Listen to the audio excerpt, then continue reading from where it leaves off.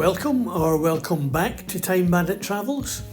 We're on the last leg of our trip down the length of Chile. We left Antofagasta up north quite a long time ago, and now we're at the place where in your mind you're thinking you're nearly home, but your body is convinced there's still miles and miles to go. We left Governor Gregory's, headed east to Rio Gallegos, down to Rio Grande, and then on to Ushuaia. Here's kind of how it went. If you've seen the previous videos, you'll know we picked up a friendly German, Jorg, and he's been with us for the last 3 weeks or so.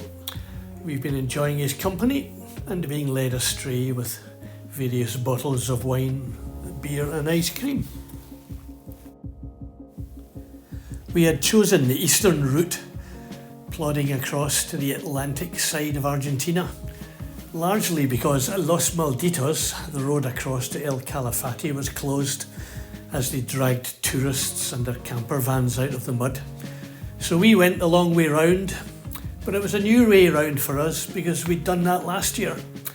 And so we headed off across to Rio Gallegos, down to Rio Grande, and across the Strait of Magellan, and it was open. We were heading for Porto Santa Cruz, where we stumbled on a fishing festival. So, nice place as it was, I'm afraid there wasn't a room to be had, so we had to backtrack, and we found ourselves a nice little lodge, complete with a happy tour guide, who for a small fee was going to take us out to see the penguins and the sea lions on the Atlantic coast. So a day outing going to see the penguins down in the Park Leon.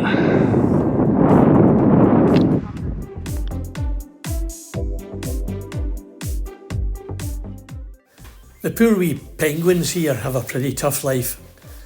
They're prey to all kinds of things, airborne and seaborne, on land and in the ocean.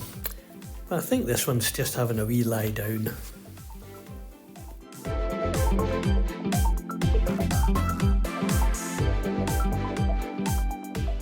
As you can see over here, it was called Guano Island because it was important for the British and the North Americans and the Chileans and the French to come collect the guano for their fertiliser, to collect the whale oil and the sea lion oil. But it was time for a swimming lesson, so everyone headed down to the beach for a quick dip in the chilly Atlantic waters, always being careful to dodge the sea lions out looking for a quick and easy lunch. And if it was good enough for the penguins, it was good enough for Anne. Didn't get in much above her ankles.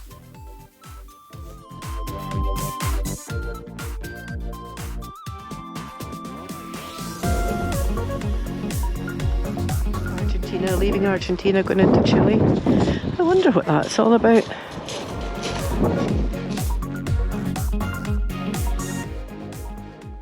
This is the border crossing.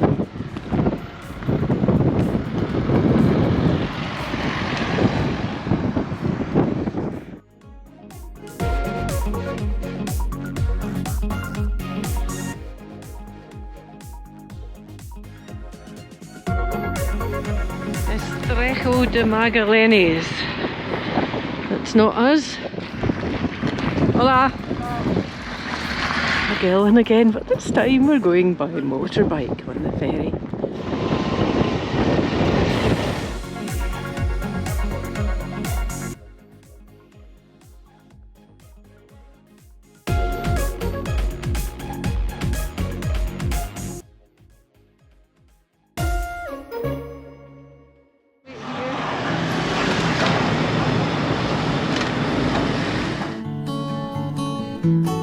Don't know what he's looking for in front of the queue.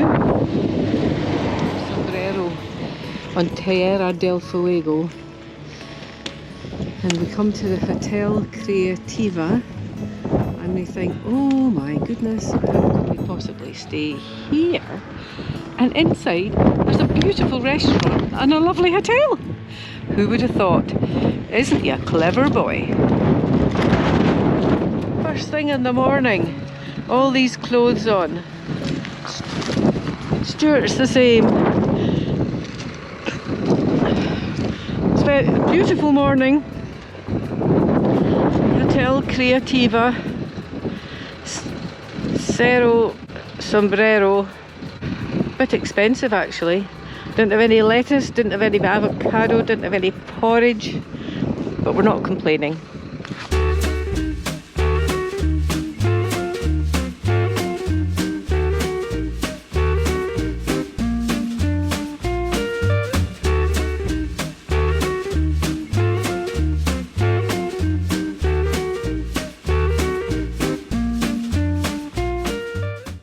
We get to stay in some of the nicest places.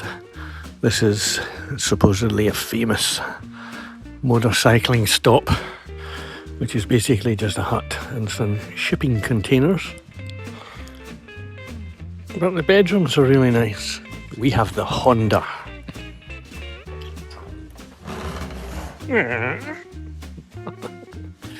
Oh.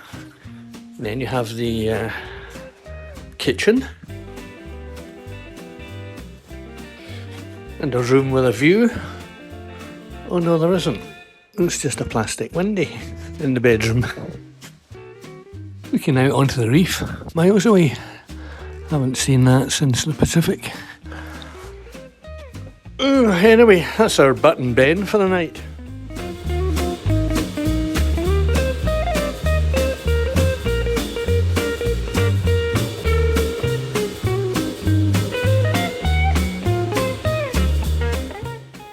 Overnight, the temperature dropped even further, down to 2.5 centigrade. On top of that, we had snow, but we bashed on anyway, because at that point, turning back would have been worse for morale, let alone hypothermia. It's starting to snow. We had lunch in La Union, Panaderia, brilliant, in Toyfin or something like that it's called. We've all got every item of clothing on we own because it was 2.5 degrees when we came in, and it's starting to snow a little bit. We've got 100 kilometres to go to Ushuaia. And so after a long chilly ride, a long 100k in the snow, we finally made it to Ushuaia by motorcycle. Woohoo! Now, travelling with other people has its challenges. When to leave, what route to take, the Vientos del Sur or beer. Jorg was mostly intrigued by why the British put peas on the back of their forks and why we don't man-hug. So as a special treat, I gave him one. A hug, that is. It was a colder place than when we were here the last time. And as sailors, of course, first priority is to go and check the boats. The next day dawned brighter and a lot sunnier, so we saddled up and took a ride to the very southernmost point on Tierra del Fuego, the land of fire, or in our case, the land of dust.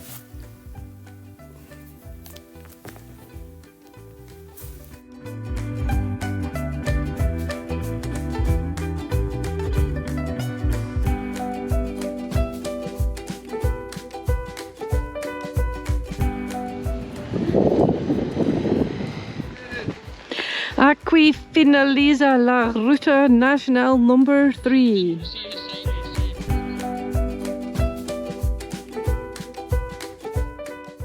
Now, I'm sitting at home, finishing off this video, sitting on the sofa, and I've been told numerous times not to keep saying, "Doesn't it look like Scotland?"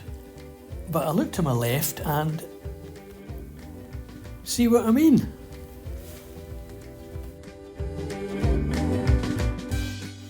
Just saying.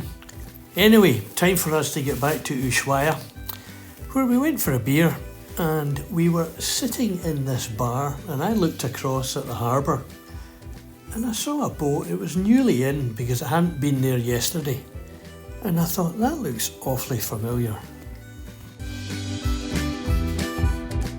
Now back in June last year, we'd been out in the middle of the ocean doing our two hulls as opposed to two wheels thing, sailing across from Bermuda to the Azores when over the horizon came this trimaran.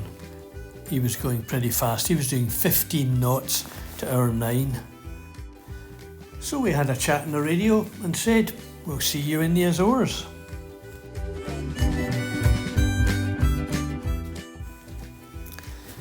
And here they were, tucked up in the Azores against the pier, but nobody on board, so we missed the opportunity for a look around. So it was a real surprise and a coincidence to find them down here in Ushuaia, a continent away. They had done a power of sailing over the months. From the Azores, they'd gone to the Eastern Mediterranean, won the Eastern Mediterranean 600-mile race. Then they'd sailed to the Caribbean, down to Antarctica, and then back up to here in Ushuaia. Just amazing.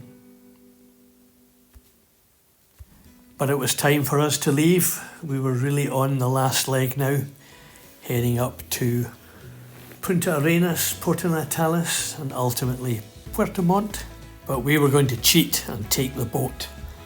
But first we had to backtrack up Tierra del Fuego through the assorted customs and immigration. But then we hung a left and headed west for Porvenir to catch the ferry over to Punta Arenas.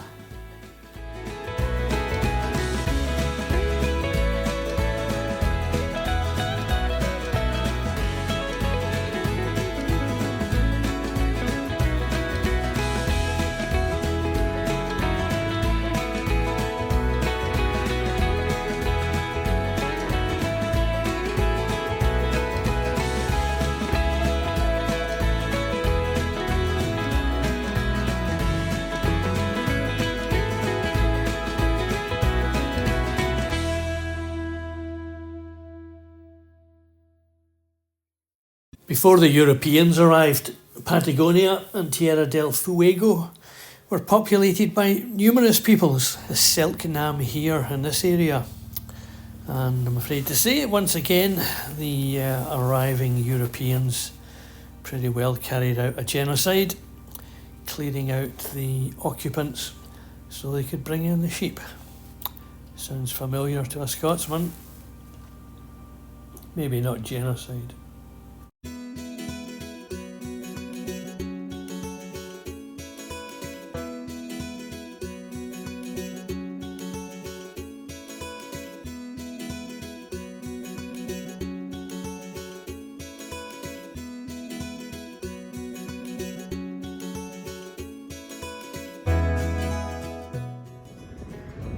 I'm not entirely sure why we did this route, coming through Porvenir to get the ferry to Punta Arenas.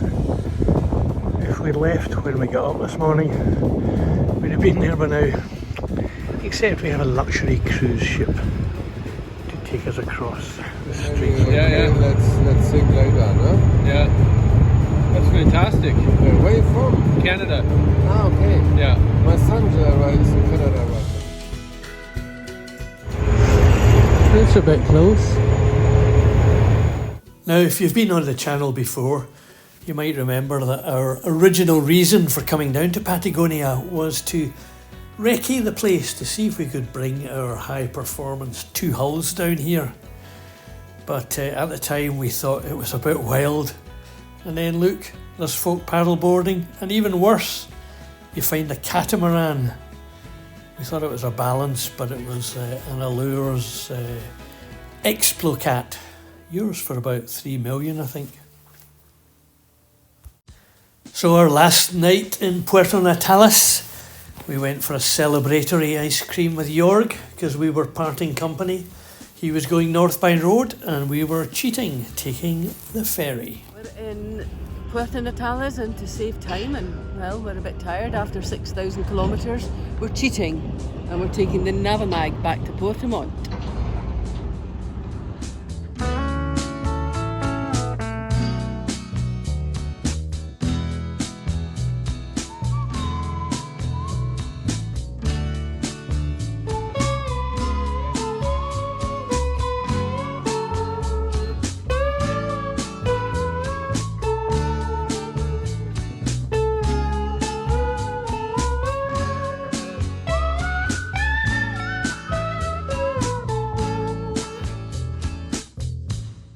Other than being delayed for about 3 or 4 days, it was an uneventful trip. And then in the last hour of the last day, we get a puncture.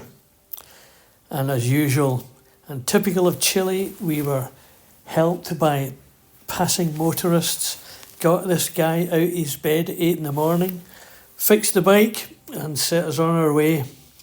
So that was it. Packed up the bike, put it on a cage, sent it up to Antofagasta, where it's for sale if you're interested. And that was our trip. So thanks for watching. Hope you enjoyed it. Give us a thumbs up and all that stuff. Next time we are heading back onto Two Hulls. Time Bandit is in Tunisia, and we've got about 800 or 900 miles to do to southern Spain. Don't think there'll be much happening on that, but hopefully we'll show you something of the Mediterranean over the summer. And remember, you can follow our travels on our blog at timebandit.co.uk.